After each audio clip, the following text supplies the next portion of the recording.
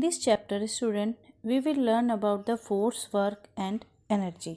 तो देखिए हम इस चैप्टर में हम फोर्स वर्क और एनर्जी के बारे में पढ़ेंगे और बारी बारी से हम वन बाय वन इन तीनों फॉर्म्स को हम पढ़ेंगे। तो first of all I will explain force. बेटा देखिए बेटा, जब आप किसी चीज़ को पुश करते हैं या किसी चीज़ को पुल करते हैं, उठाते हैं, तो क्या होता है, वो जो ऑब्जेक्ट है वो क्या करने लगता है, मूव करने लगता है। देखिए बेटा, जैसे आप यहाँ पर देख पा रहे हैं, ये बॉय इसको क्या कर रहा है, पुश कर रहा है। ठीक है, तो पुश करने पे ये जो बाइसिकल है वो किधर की तरफ जा रही है, बैकवर्ड जा रही है। तो बेटा ये क्या हुआ, जिसकी वजह से ये साइकिल जा रही है पीछे की तरफ। किसकी वजह से जा रही है साइकिल पीछे की तरफ, क्योंकि ये लड़का क्या कर रहा है, पुश कर रहा है। तो देखिए फोर्स इज अ पुल और push that make an object move, जिसकी वजह से ये जो साइकिल है बेटा, ये क्या हो रही है, पीछे की तरफ मूव कर रही है। तो देखिए जब इसने फोर्स लगाया इस पर साइकिल पे, तो इसने क्या किया, वर्क किया। ठीक है, यानी कि इसने फोर्स लगाया, इसने क्या किया, वर्क किया। तो बेटा force is needed to work. Force को क्या, किसकी ज़रूरत होती है, वर्क की ज़रूरत होती है। बेटा फोर्स की हेल्प से हम जो सिटिंग बॉडी होती है, ठीक है, यानी कि जो रेस्ट में जो बॉडी होती है, उसको हम क्या कर सकते हैं, मोशन में चेंज कर सकते हैं। Force can also help in stopping the body which is in motion. तो देखिए अगर जैसे आप देख पा रहे हैं कि ये बॉय है, ये क्या है, ये साइकिल को चला रहा है, यानी कि साइकिल क्या है, मोशन में है। तो फोर्स के थ्रू इसने फोर्स लगाया, इस लड़के ने फोर्स लगाया और चलती हुई साइकिल को इसने क्या कर दिया, स्टॉप कर दिया। यानी कि वी कैन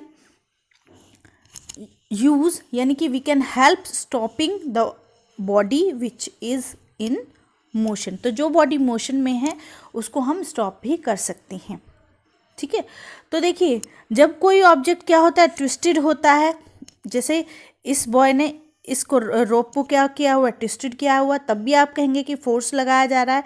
या फिर बेंड करता है कोई, जब आप बेंड करते हैं तब भी आप क्या लगाते हो, फोर्स लगाते हो। या फिर आप क्या करते हो, स्क्वीज करते हो। तो ये सारी चीज़ें क्या हैं, हमारी फोर्स कहलाती हैं। ठीक है, तो देखिए बेटा आप देख पा रहे हैं कि जब हम किसी ऑब्जेक्ट को बेंड करते हैं, ठीक है, तो हमारी क्या है, शेप चेंज हो जाती है ऑब्जेक्ट की। यानी कि force can be help in changing the shape. तो फोर्स की हेल्प से हम किसी ऑब्जेक्ट की शेप को चेंज भी कर सकते हैं। तो बेटा फोर्स में also change the direction of motion of an object. Force के थ्रू क्या है, हम किसी ऑब्जेक्ट की डायरेक्शन को भी चेंज कर सकते हैं। There are various type of force. देखिए जो फोर्स होते हैं वो कई तरह के होते हैं और इन फोर्स को क्लासीफाई किया गया है फ्रैक्शनल फोर्स में, बैलेंस फोर्स में, ग्रेविटेशनल फोर्स में, मैग्नेटिक फोर्स और इलेक्ट्रोस्टैटिक फोर्स में इनको क्लासीफाई किया गया है। यानी कि जो हमारा फोर्स है वो कई तरह का होता है। तो फर्स्ट ऑफ ऑल बेटा I will explain frictional force. ठीक है, देखिए जो फ्रिक्शनल फोर्स है, that try to stop the object sliding across each other. देखिए जो फ्रिक्शनल फोर्स है ये दो ऑब्जेक्ट के बीच में लगता है। जो जैसे जब हमारी गाड़ी रोड पर चलती है तो बेटा जिस डायरेक्शन में हमारी गाड़ी जा रही होती है उससे अपोजिट डायरेक्शन में, जैसे देखिए ये साइकिल क्या है, इस डायरेक्शन में जा रही है, तो ये जो सरफेस है, ये जो रोड है, ये इस डायरेक्शन में, अपोजिट डायरेक्शन में क्या है, फ्रिक्शनल फोर्स लगाती है, जिसकी वजह से क्या है, जो ऑब्जेक्ट है वो धीरे धीरे रुक जाते हैं। व्हेन आपने देखा होगा कि जब आप कैरम खेलते हैं तो अगर कैरम पे क्या है, सफिशिएंट अमाउंट में क्या होता है, कैरम पाउडर पड़ा रहता है, तो इनफ पाउडर होता है बोर्ड पर, तो जो आपका जो कैरम है वो स्मूथली क्या करता है, मूव करता है। लेकिन बेटा अगर उस पर क्या है, सफिशिएंट पाउडर ना हो, तो जो कैरम होता है उसमें क्या है फ्रैक्शनल फोर्स एक्ट करता है against the movement of carrom coin.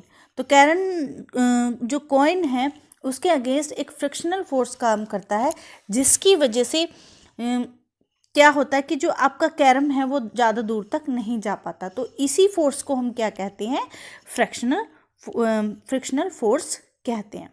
अब देखिए फ्रिक्शनल फोर्स की क्या इंपॉर्टेंट है हमारी डेली लाइफ में। देखिए बेटा, आपने देखा होगा कि ऐसा फ्लोर जिस पर पानी पड़ा हुआ होता है तो आप उस पर चल नहीं पाते, यानी कि आप गिर जाते हैं। ठीक है, चलने में बहुत डिफ़िकल्टी होती है। ऐसा क्यों होता है? देखिए, वाटर रिड्यूस द फ्रिक्शन।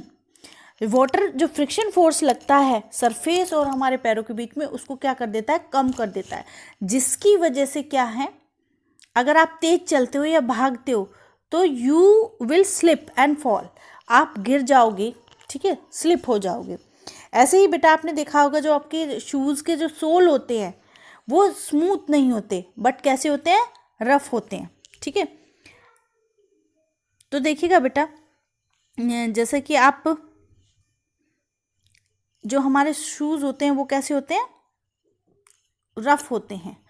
तो बेटा this roughness increase the grip, जिसकी वजह से क्या होती है, ये जो रफनेस है वो ग्रिप को इंक्रीज करती है, जिसकी वजह से क्या होता है, जो फ्रिक्शनल फोर्स है वो क्या है, हमें फिसलने से, स्लिप होने से बचाता है। अब बात करते हैं बेटा बैलेंस्ड फोर्स की। तो देखिए जो बैलेंस फोर्स है, आपने सीसो में बहुत खेला होगा, सीसो बहुत खेला होगा, तो आप देखते हैं कि जब आप और आपके दोस्त इक्वल फोर्स लगाते हैं तो क्या होता है कि जो आप और आपका दोस्त क्या है, इक्वल बैलेंस में आ जाते हैं। इसी तरह से बेटा आपने देखा होगा कई बार क्या है, रस्सी पकड़ के जो पीपल क्या है अपोजिट डायरेक्शन में खींचते हैं। तो बेटा जो जब फोर्स लगता है अपोजिट डायरेक्शन में तो हमारा फोर्स क्या हो जाता है, जस्ट बैलेंस्ड हो जाता है। तो रोप डज नॉट मूव, तो रोप क्या है, मूव नहीं करती। ठीक है, तो देखिएगा इन दोनों केसेस में we find that force applied in the opposite direction are equal. तो देखिए दोनों इन सिचुएशन में हमने देखा कि अपोजिट डायरेक्शन में क्या है, फोर्स अप्लाइड हो रहा है, बट वो फोर्स कैसा था, इक्वल था। So they are cancel each other, इसलिए उस फोर्स क्या हो गए, वो फोर्स एक दूसरे से कैंसिल हो गए। ठीक है बेटा, तो equal force applied in opposite direction are called balance force. तो देखिए अगर अपोजिट डायरेक्शन में इक्वल फोर्स अप्लाइड किया जाए तो इस फोर्स को हम क्या कहते हैं, बैलेंस फोर्स कहते हैं। ऐसे ही बेटा बात करते हैं ग्रेविटेशनल फोर्स की। बेटा it is a force applied by a bigger body on smaller body. तो देखिए जो ग्रेविटेशनल फोर्स है ये क्या है, बिगर बॉडी से स्मॉलर बॉडी पर अप्लाई किया जाता है। जैसे बेटा earth attract everything that is there on the earth, any object thrown in any direction become back to the earth. ठीक है, तो देखिए जो अर्थ है वो क्या लगाती है, ग्रेविटेशनल पुल लगाती है, जिसकी वजह से जो चीज़ें हैं वो अर्थ की तरफ अट्रैक्ट होती है। तो earth attract moon also by its gravitational force, but बेटा moon because it revolve round the earth, इसकी वजह से जो हमारी मून है वो जो अर्थ है उसके चारों तरफ घूमती है, does not fall on the अर्थ, और ये अर्थ पे नहीं गिरती। ऐसे बेटा earth is not swallowed by the sun by its gravitation force because it is revolving around sun। देखिए क्योंकि जो हमारी अर्थ है वो भी क्या swallowed नहीं होती सन के थ्रू, क्योंकि ये सन के चारों तरफ घूम रही है, and it is very far from the sun, और ये सन से बहुत दूर है। ऐसे ही बेटा आपने देखा होगा जब हम लोग ऊपर की तरफ चढ़ते हैं या कोई हिली रीजन पे हम चढ़ते हैं तो क्या होता है कि हमें हिली रीजन पे चढ़ना बहुत मुश्किल हो जाता है। तो while going up we are going against the force of gravity. ठीक है, जब हम ऊपर की तरफ जा रहे होते हैं तो हम क्या है, फोर्स ऑफ ग्रेविटेशनल के अगेंस्ट फोर्स लगा रहे होते हैं।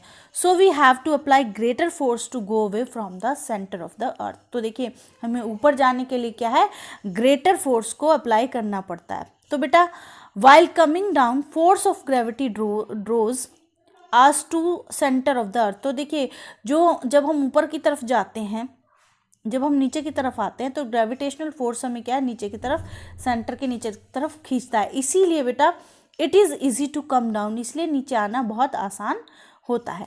तो बेटा आप सोचो, अगर earth did not have any gravitational force, अगर अर्थ पर कोई ग्रेविटेशनल फोर्स नहीं होगा तो क्या होगा? आप सोचो क्या होगा? all will be flying everywhere, nothing will remain on the earth। तो देखिए जितनी भी चीज़ें अर्थ पे हैं वो सब क्या हो जाएंगी? फ्लाइंग करना शुरू कर देंगी और कुछ भी अर्थ पे नहीं रहेगा।